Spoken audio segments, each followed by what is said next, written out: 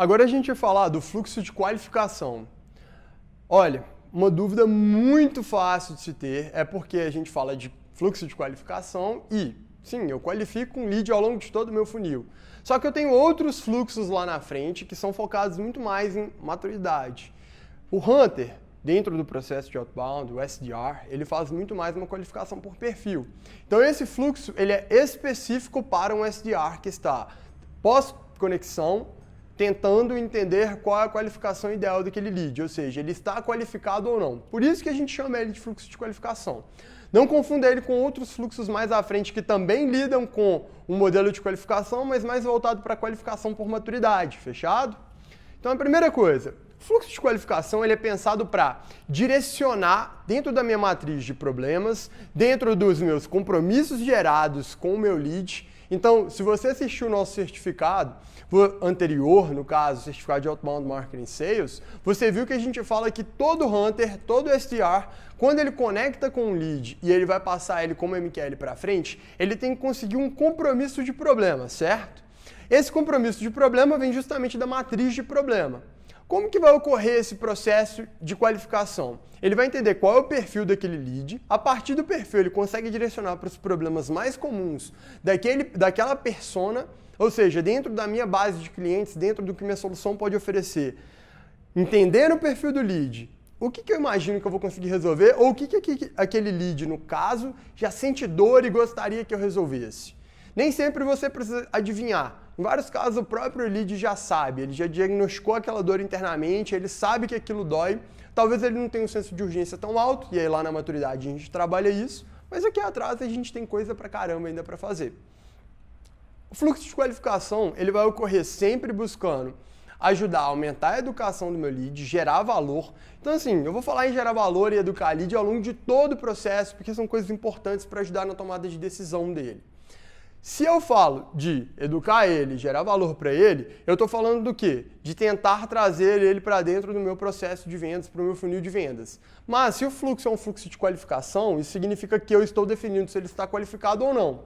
Mas aí você fala, Vinícius, se ele está qualificado por perfil, ele entra. Se ele não está, ele não entra.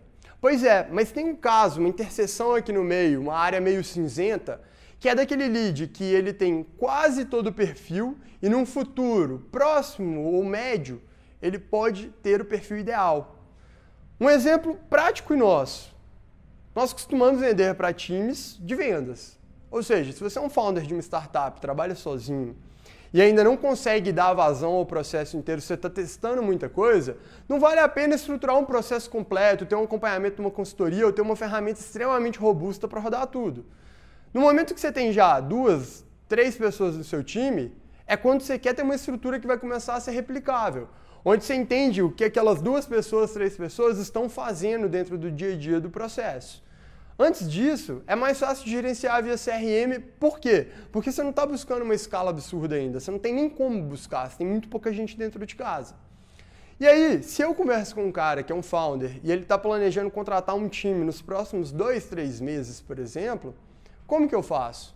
Eu simplesmente dou lost nele e deixo ele tentar retornar? Não, a gente vai colocar ele num fluxo de qualificação porque ele pode comprar daqui a pouco. E é esse o trabalho que a gente tem. Trazer para ele um conteúdo legal, mostrando como que ele pode contratar bem, como que ele pode treinar bem, para que ele esteja pronto e ele esteja realmente qualificado para avançar dentro do meu funil. Em alguns casos, a duração desse fluxo pode ser longa. Pode ser que eu tente recuperar esse cara e qualificar ele realmente ao longo de vários meses. Então a gente costuma dizer que 3 a 6 meses é um tempo bom de duração, só que com contatos mais espaçados. Ou seja, eu realizo um contato a cada 20 dias mais ou menos, que é simplesmente para manter no loop, falar, e aí, beleza, como que tá? Você conseguiu contratar? Quais são os desafios que você está tendo? Não sei se já finalizou a contratação, segue um texto nosso falando sobre contratar. Esse é um jeito muito simples, muito fácil, de conseguir gerar valor, de se manter top of mind na cabeça do lead e de, no final das contas, garantir que quando ele tiver o time, ele lembre de você em primeiro lugar e não de um outro concorrente, ou priorize uma outra solução que talvez nem seja concorrente direta, pode ser só indireto brigando pelo mesmo budget, ao invés de te contratar. Faz sentido? Faz, não faz? Se você também assistiu o nosso curso anterior, você vai lembrar que a gente tem um gatilho mental de reciprocidade, ou seja, eu estou gerando valor para o lead, sendo que ele não pode me dar nada em troca agora. Então lá na frente ele vai lembrar que eu fiz isso pensando no futuro e ele retorna para a gente. Muito simples, muito fácil. E aí, naturalmente, fiquei 3 a 6 meses fazendo ali um discurso um pouquinho mais personalizado, então a gente segue um fluxo semi-automatizado. Não consegui, eu jogo para um fallback automatizado, a não ser que eu tenha tido uma recusa clara, que aí é o momento de parar, de falar, olha, não é por agora, não quero, ok. Aí eu coloco num fallback automatizado que fala com ele de 6 em 6 meses, por exemplo, e aí eu já não gero tanto incômodo. Ou de ano em ano, você que sabe. O importante é fazer acontecer. Fechado?